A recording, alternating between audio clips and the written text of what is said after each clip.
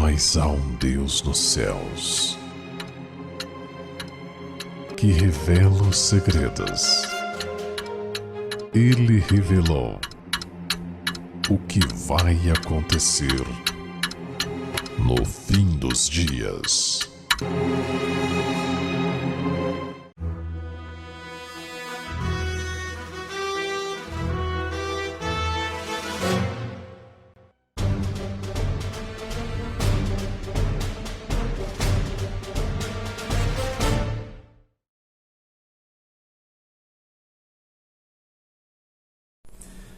Pérolas escondidas, mordidos pela serpente.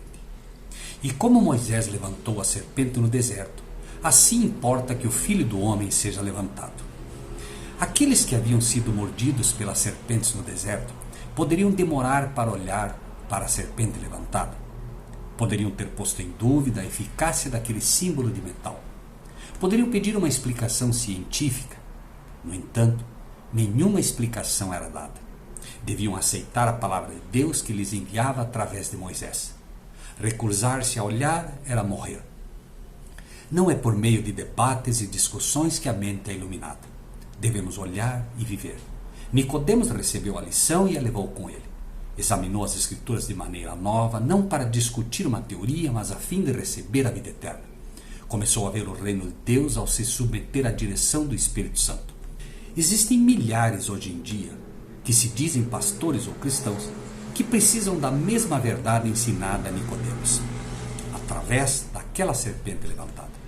Confiam em sua obediência à lei de Deus para se recomendarem ao seu favor. Quando são chamados a olhar para Jesus e a crer que Ele os salva apenas pela sua graça, exclamam: como pode ser isso? Como Nicodemos, devemos estar prontos a entrar pela vida pela mesma maneira que o maior dos pecadores. Além de Cristo, nenhum outro nome há dado entre os homens pelo qual devamos ser salvos. Atos dos Apóstolos 4:12. Mediante a fé recebemos a graça de Deus, mas a fé não é o nosso Salvador. A fé é a mão que se apodera dos méritos de Cristo, o remédio para o pecado. E nem sequer podemos nos arrepender sem o auxílio do Espírito de Deus.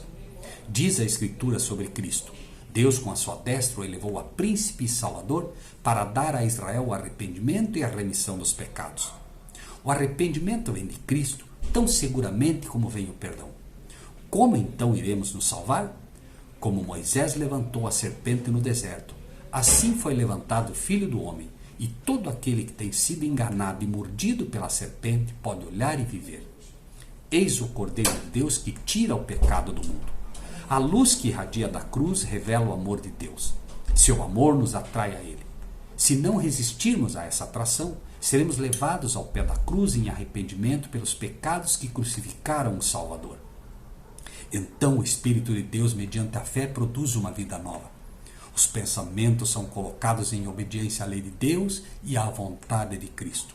O coração, o espírito, são novamente criados à imagem daquele que opera em nós para sujeitar em si mesmo todas as coisas. Então a lei de Deus é escrita na mente e no coração, e podemos dizer com Cristo: deleito-me em fazer a tua vontade, ó Deus meu. Na entrevista com Nicodemos, Jesus lhe abriu o plano da salvação e missão. Em nenhum de seus discursos posteriores explicou tão completamente, passo a passo, a obra necessária ao coração de todo aquele que quer herdar o reino.